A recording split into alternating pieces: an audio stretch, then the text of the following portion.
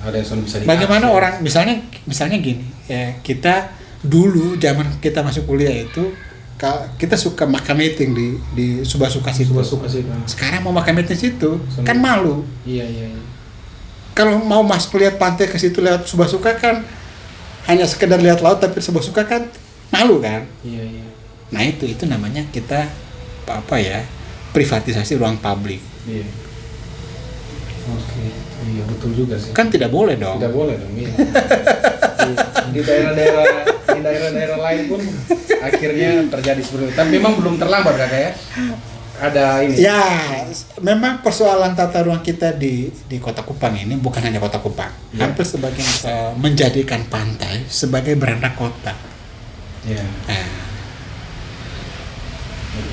Itu yang saya maksud dengan konsep waterfront ya, city, waterfront city. Front city, iya. Jadi menjadikan karena kalau tidak salah garis pantai Kota Kupang ini salah satu garis pantai kota di Indonesia yang terpanjang. Yes. Kalau dikategorikan sebagai kota pantai, dia masuk kategori kota metropolitan. Iya harusnya. Nah, sayangnya kita membelakangi pantai. Nah, apa yang terjadi kalau betul ya juga ya. Apa yang terjadi kalau kota atau bangunan itu membelakangi pantai? Ada kemungkinan, apakah ada kemungkinan ataukah sudah terlambat kalau misalnya itu dilakukan untuk ini karena sudah terjadi kesalahan menabrak perda dan lain-lain, dan ini memang tata letaknya ini kurang pas, dan artinya bahwa ada 8 parameter ini berarti kan dibahas itu kan pasti panjang ya. Nah, jadi apakah ini masih ada kemungkinan belum terlambatkah untuk dibenahi seperti itu? Ya, dengan kondisi hotel yang ya udah biarin aja di situ. Mungkin tempat lain jangan terjadi kesalahan yang sama misalnya. Ya, tentu setiap pemimpin punya kebijakan sendiri-sendiri. Saya tidak tahu apakah nanti kebijakan pemerintahan yang baru ini seperti apa. Cuman kalau kita bicara berdasarkan regulasi ya kira-kira begitu. Tapi kita bisa belajar dari misalnya Makassar. Makassar itu dia mau. Jadi kalau saya sih lebih kepada goodwill ya. Goodwill pemimpinnya. Kita belajar dari Makassar tadi misalnya. Makassar kalau kita lihat di teluk di pantai Makassar itu kan sebetulnya reklamasi itu yang dilakukan. Jadi menjadikan pantai sebagai beranda kota. Itu yang saya maksud dengan konsep waterfront city, waterfront city. Front city, iya. Jadi menjadikan karena kalau tidak salah garis pantai Kota Kupang ini salah satu garis pantai kota di Indonesia yang terpanjang. Yes. Kalau dikategorikan sebagai kota pantai, dia masuk kategori kota metropolitan. Iya harusnya. Nah, sayangnya kita membelakangi pantai. Nah, apa yang terjadi kalau betul ya juga ya. Apa yang terjadi kalau kota atau bangunan itu membelakangi pantai? Itu apa itu? Secara tidak sadar, psikologi kita itu membuang yang namanya kotoran ke arah belakang. Iya. Maka apa yang terjadi? Pantai kita jadi kotor. Karena semua kecenderungan membuang yang namanya sampah itu ke belakang. Nah itu ya makanya dibalik dong. Dibalik, jadikan pantai sebagai teras atau berandanya kota. Itulah yang disebut dengan konsep waterfront city. Sederhananya begitu. Nah itu sebetulnya kita jalan-jalan kita itu jangan ke arah barat lah. Sekali-sekali jalan ke Ternate lah contoh. Makassar, ya paling dekat Makassar. Tapi Ternate kalau saya mesti jajarkan dengan kalau dari segi kemampuan pembangunan daerahnya, saya kira Ternate kurang lebih sama dengan kita lah. Ternate itu kota kecil dan dia mampu melakukan penataan dengan menurut saya cukup baik gitu. Dia mampu mereklamasi pantai kurang lebih 15 meter. 15 kilometer. Meter. Oh, meter. 15 meter. Ke arah laut. Oh, ke arah laut. Sorry. Jadi Ya itu maksud saya, kalau misalnya ada goodwill dari pemimpin untuk apa ya tadi tuh, menata kembali persoalan tata ruang yang dalam catatan saya sudah semrawut itu, ya itu tadi salah satu caranya. Jadi kembalikan fungsi pantai sebagai ruang terbuka itu sebagai milik publik. Jangan sampai ya kasus sekarang kita lagi ramai tentang kavling laut. Betul. Yang terjadi di Kota Kupang itu kan kurang lebih itu namanya privatisasi ruang publik. Iya, betul. Ada yang bisa bagaimana orang misalnya gini, kita dulu zaman kita masuk kuliah itu kita suka makan meeting di Subasuka situ. Sekarang mau makan meeting situ kan malu. Iya. Kalau mau masuk lihat pantai ke situ lewat Subasuka kan hanya sekedar lihat laut, tapi Subasuka kan malu kan. Iya. Nah itu namanya kita privatisasi ruang publik. Iya. Oke. Iya betul juga sih. Kan tidak boleh dong. Iya. Di daerah-daerah lain pun akhirnya terjadi seperti itu. Tapi memang belum terlambat Kakak ya. Ada ini. Ya, memang persoalan tata ruang kita di Kota Kupang ini bukan hanya Kota Kupang. Hampir sebagian besar kota di Indonesia yang punya problem kurang lebih sama. Tapi bukan tidak ada solusi. Iya, betul. Bandung itu. Iya. Kalau pemirsa politik gagasan yang pernah ke Kota Bandung, pergilah ke daerah Braga. Nah, saya pernah nginap di Braga seminggu. Ya. Jadi saya bilang ke teman-teman, salah satu jalan terpanjang di dunia itu adalah terdapat di Indonesia. Namanya Jalan Asia Afrika. Oke. Itu di Braga gitu sih. Ya karena jalan Asia Afrika itu menghubungkan dua benua kan. Oh itu filosofinya kira-kira ya Jalan Asia. Tidak, itu guyonan. Tapi di Braga itu kacau. Di Braga itu kan kita bicara tentang ruang tadi itu salah satu daerah dengan tingkat kepadatan bangunan yang sangat tinggi. Iya. Hampir koefisien dasar bangunan itu 0. Apa yang dilakukan oleh Pemkot ketika itu? Saya lupa apakah di zaman Kang Emil atau bukan. Rasanya sebelum Kang Emil. Tapi yang dilakukan di Braga itu adalah dia mencuak bangunan bagian bawah khusus untuk pejalan kaki. Lihat kan? Iya, lihat ada lihat ya. Jadi itu kebijakan pemimpin kotanya. Nah, bukan tidak mungkin kan, misalnya itu dilakukan di Kota Kupang. Saya menghormati dan menghargai apa yang pernah dilakukan oleh Pemkot sebelum-sebelumnya. Misalnya dulu ada konsep kayak pasar malam di sepanjang Jalan Siliwangi. Meskipun itu saya melihatnya upaya duplikasi ya. Apa yang dilakukan oleh Pemkot Surabaya dengan kia-kia kembang cepunya. Dan ternyata konsep kia-kia kembang cepun itu juga gagal. Karena upaya memindahkan ya aktivitas yang ketika di Kota Lama Surabaya mati lalu menuju ke daerah Tunjungan itu. Daerah Kota Lama kan mati. Nah, upaya Pemkot itu adalah menghidupkan Kota Lama. Dengan konsep kia-kia kembang cepunya. Tapi gagal. Karena apa? Memanfaatkan ruang publik.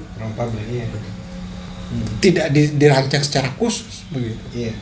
Kita misalnya, bagaimana kita konsep buka tutup jalan lalu memanfaatkan trotoar yang harusnya itu memang diperuntukkan untuk pejalan kaki seperti itu ya. Nah, kayak gitu. Tapi itu masih berkaitan dengan tata ruang. Iya, dengan tata ruang kota ya. Nah, yang tadi saya masukkan dengan peran TPA di proses perizinan bangunan gedung maupun di proses sertifikasi layak bangunan, layak fungsi, itulah peran TPA di situ.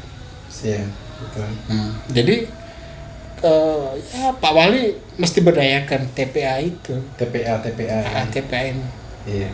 Karena itu lembaga institusi yang independen begitu. Dia terdiri dari kelompok-kelompok profesi. Dan kebetulan ketua timnya itu arsitek. Wah, itu kan keren ya. Yang punya sertifikat tentunya. Iya. Gitu. Bukan arsitek kan. Lebih tahu teks. Ya, gitu lah. Siap, enggak. Ini Itu baru tata ruang. Itu baru tata ruang. Kayaknya yang 7 yang lain kayaknya ketemukan di sesi yang berikutnya. Tapi memang ini menarik. Ada 8 parameter. Saya yang awam juga baru tahu, dan tentunya dengan penjelasan kalau misalnya mau di breakdown itu lama sekali ya. Panjang. Makanya ada kampus, ada fakultas yang arsitek gitulah. Kurang lebih kayak gitu, ada kuliahnya khusus. Nah, Kak, juga beta kan ada lihat ya, Kakak juga itu sempat di media itu sempat bicara terkait dengan implementasi penataan kota di Surabaya ya. Nah, seperti di Surabaya seperti yang dilakukan oleh Bu Risma, seperti itu tadi juga sudah sempat Bandung ya. Ya, saya pikir ini kalau misalnya Kakak mau jelaskan sedikit terkait dengan Surabaya juga boleh. Tapi karena masih terkait dengan tata kota, ada juga Kakak bilang ya itu adalah bagaimana kita membangun kota itu menggunakan pendekatan adat dan budaya. Karena di Kota Kupang kalau kita lihat ini kan multikultur ya. Ada apa lagi namanya nih Kak? Patung Tirosa. Oh, Tirosa. Ya, Timor, Rote, Sabu ya. Pokoknya intinya kita ini multikultur lah. Nah, seperti itu. Jadi mungkin bagaimana itu bisa maksudnya diwujudkan itu Kak. Terkait dengan pembangunan tata kota seperti yang ada di Surabaya dengan juga pendekatan adat dan budaya biar tidak hilang. Iya, jadi sebetulnya ada satu kritik dari Dendengkot kota ya.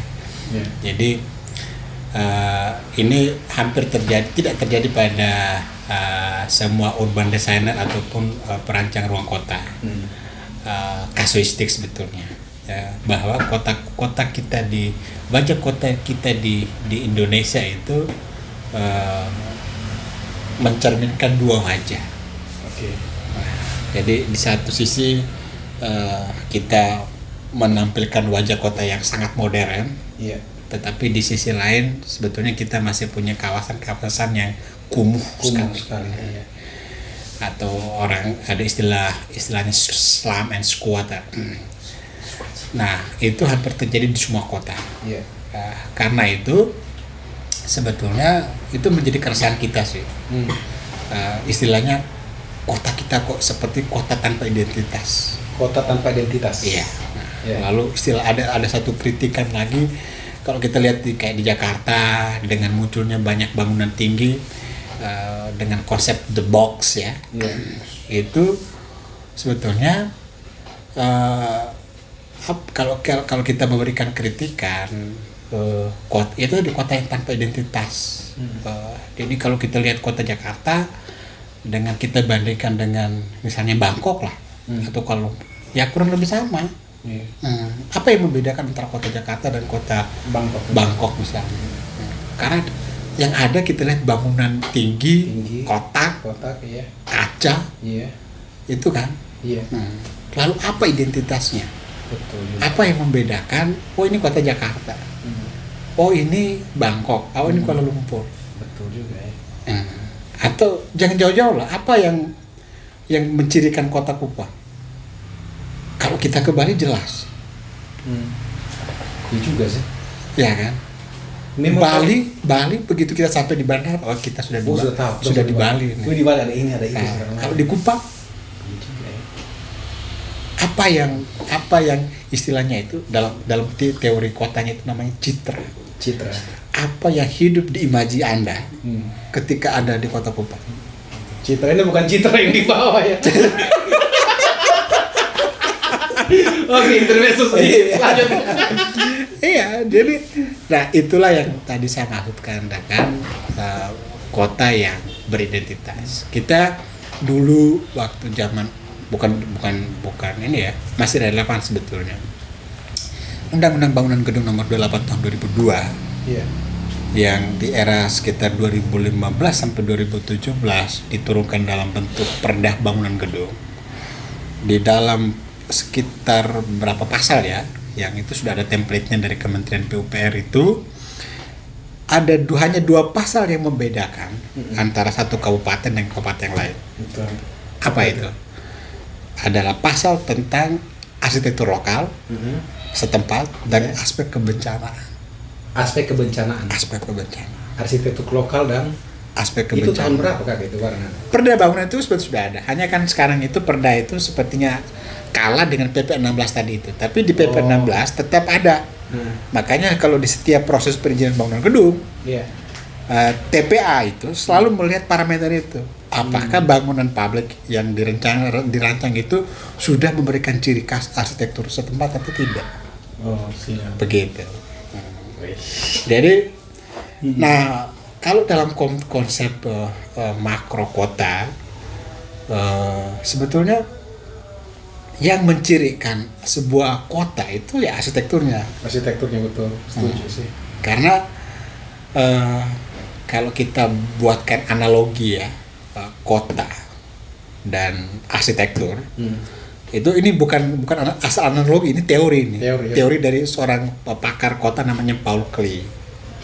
Itu dia membuat analogi kota dan arsitektur itu sama kayak pohon dan daun. Jadi pohon sebagai sebuah objek tunggal itu dianalogikan sebagai sebuah arsitektur. Nah, daun daun itu dianalogikan sebagai sebuah arsitektur tunggal. Tapi kalau pohon itu kumpulan daun dan dahan kan? Iya, betul. Nah, itulah sebuah kota. Tapi kalau ketika kita melihat pohon flamboyan, kan yang kita lihat flamboyannya, bukan daun flamboyannya. Iya. Betul. Ya kan? Iya. Nah, kalau kumpulan daun-daun ini menghasilkan sebuah kota, kan sesuatu yang menarik. Dan itulah wajah kota kita sesungguhnya. Jadi ya itu yang sebetulnya masuk di parameter kedua tentang tata bangunan. Tata bangunan itu ya? Iya. Oke, sedikit sudah ada parameter kedua. Ada masuk di situ. 8 parameter. Jadi arsitekturnya mesti di ini, bahwa kita NTT itu penuh kaya dengan arsitektur, istilah kami itu namanya arsitektur vernakular. Iya. Memang tidak mudah memformulasikan berbagai macam ragam arsitektur NTT itu dalam sebuah wujud baru arsitektur NTT itu tidak mudah. Yang ada adalah ada arsitektur Sumba, ada arsitektur Timor, ada arsitektur Ende, Lama Olot, ya kayak gitu-gitu. Nah, di Kota Kupang karena ini kota istilahnya kota heterogen yang terdiri dari berbagai macam suku bangsa, ya kekayaan itulah yang menjadi ciri khas. Minimal ketika misalnya pada semua kebijakan, misalnya dulu pernah ada sebetulnya, misalnya semua bangunan publik kanopinya itu wajib menggunakan arsitektur NTT. Iya, betul. Kalau di Bali kan begitu kan, bahkan rumah tinggal, bahkan rumah mereka, tinggal, rumah ibadah, gereja di sana. Kalau gereja di Bali kan begitu. Betul. Nah itu yang makanya tadi saya bilang, kalau kita sampai di Bali, baru sampai di bandara aja. Iya. Itu kita sudah tahu bahwa kita ada di mana. Identik ini kita bisa ceritakan itu ternyata di Bali begini segala macam. Langsung masuk di sini ya. Itu yang itu tentu ini menjadi tantangan buat kami ya sebagai arsitek juga, sebetulnya ada tantangan tersendiri juga mewujudkan citra tadi itu tentu tidak mudah. Betul. Tapi kalau kita bicara tentang parameter, ada teorinya. Betul. Bahkan ada 8 bos. Tidak, itu bicara khusus tentang citra kota tadi itu. Ada parameter lain lagi. Parameter lain lagi. Ada 5 parameternya. Berarti memang iya ya. Ini mungkin beta berpendapat sebagai awam. Ini itu berarti kalau nanti ada ini sudah pasti wali kota terpilih ini kan sudah pasti punya tenaga ahli ya. Ini harus right people in the right place. Betul kok? The right man on the right place. Right man on the right place. Ya. Right man ya, maksudnya memang dia punya kompetensi di situ dan lain-lain kayak gitulah. Harusnya begitu. Oke. Berarti kalau misalnya mau ngomong kota ini kayak mungkin kalau mau lihat di barat kalau di Eropa itu kan tetap jaga punya gedung sampai sekarang. Iya. Iya tuh kan. Jadi Jadi misalnya tadi itu kan pertanyaan yang sebelumnya tadi itu kan soal budaya ya. Budaya betul. Nah. Budaya dengan satu lagi tadi itu kebudayaan dengan adat-adat. Ya. Tidak ada satu lagi tadi yang saya Kalau sempat yang- ingat itu yang di Surabaya sih kalau. tentang Surabaya. Jadi sebetulnya yang menarik di Surabaya itu tadi itu. Bu Risma kebetulan senior saya. Iya, siap. Di ITS. Ya. Di ITS, satu Di kampus ITS, berarti. ya. Iya. Jadi betul-betul Bu Risma menerapkan ini. Jadi Dan dia seorang arsitek juga ya berarti. iya.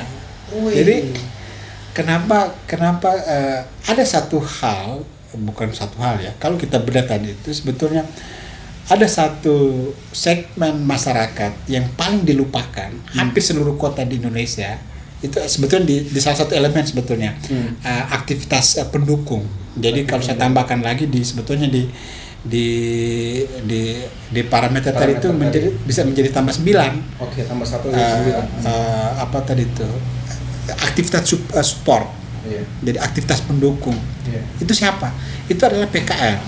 PKL. Ya. Jadi PKL ini kan hampir setiap coba kita lihat di berbagai macam kota. Saya hampir belum menemukan kebijakan pemerintah kota yang sama seperti yang dilakukan oleh Bu Risma di Surabaya. Iya. Dan sebetulnya ya kemudian dilakukan oleh Pak Jokowi di Solo waktu itu. Iya. Yaitu memberdayakan PKL. PKL. Kemudian dilakukan oleh Kang Emil juga. Kang Emil di Bandung, kemudian kebetulan Dani Pomanto itu teman kami, senior kami di Makassar. Apa yang dilakukan? Jadi stigma tentang PKL itu adalah sektor informal. Itulah yang menyebabkan adanya dikotomi dikotomi pemanfaatan ruang ini. Jadi karena sektor formal, karena ruang itu hanya diperuntukkan untuk sektor formal. Sementara sektor informal tidak pernah terakomodir di tata ruang kota kita. Nah, yang terjadi di Surabaya, Bu Risma, kalau tidak salah nanti bisa di-searching, itu kebijakan di penata ruangnya itu, setiap bangunan publik, dia mesti mengalokasikan sekian persen lahannya untuk taman PKL. Oh, untuk PKL, untuk taman, untuk PKL. Nah, PKL inilah yang sebetulnya dia menjadi aktivitas support. Kalau sektor formal, dari aspek aktivitas ekonominya, dia kan hanya hidup dari jam 8 pagi sampai jam 4 sore. Tapi yang menghidupkan kota, dari jam 4 sore sampai pagi, itu sektor formalnya. Iya kan? Tapi kita selalu melihat pedagang kaki lima atau misalnya kita punya ina-ina ama-ama yang jual di pinggir. Buat kota kumuh, bukan jual di mana kok. Iya. Lalu karena mereka tidak punya ruang yang disediakan, akhirnya menempati trotoar. Siapa yang harus disalahkan? Coba tanya ama-ama. Dia mau atau dia senang tidak melakukan aktivitas itu? Pasti senang. Tapi senangnya dia itu kan sebetulnya karena tuntutan ekonomi. Betul. Tapi tidak ada yang bercita-cita menjadi PKL. Sonada. Nah, hanya kartu ekonomi. Tapi kan mereka tidak boleh diabaikan begitu saja kan. Iya, betul. Harus ditata. Kan dong ini juga punya hak sebagai warga kota. Betul. Kenapa kita memperlakukan mereka seperti mereka kayak istilahnya perusak wajah kota? Ya kan? Tapi memang rata-rata nih lulusan arsitek ini mantap-mantap kayak. Ini udah kemana? Ini udah kemana nih, kirim kemana lagi? Kita traveling kemana aja? Oke. Ya tapi kurang lebih itulah ya, maksudnya kita cinta dengan kita punya kota Kupang tercinta ini ya. Kita cinta dengan kampung kota, jadi ya kita ingin berbagi dan memang saya duduk dengan a right man. In the right place. Amin. Oke, seperti itu. Oke, mungkin ada banyak hal lagi nanti. Kayaknya masih bisa loh Kak. Kita ngobrol-ngobrol lagi di hal-hal lain terkait ini kota. Ini masih banyak. Masih banyak Kak Masih ya? banyak. Sebetulnya ada satu lagi saya boleh titip di kesempatan ini tentang pejalan kaki tadi itu. Pejalan kaki. Iya. Jadi sebetulnya ini ada kaitannya dengan konsep kota pasca pandemi. Konsep kota pasca pandemi. Iya. Jadi sekarang itu ada semacam fenomena ketika pandemi COVID kemarin itu para ini ya pakar kota bagaimana memikirkan kota masa depan pasca pandemi, sehingga ada satu gagasan tentang kota yang istilahnya kota yang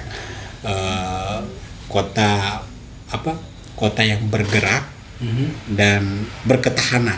Bergerak dan bertahan. Itu artinya apa?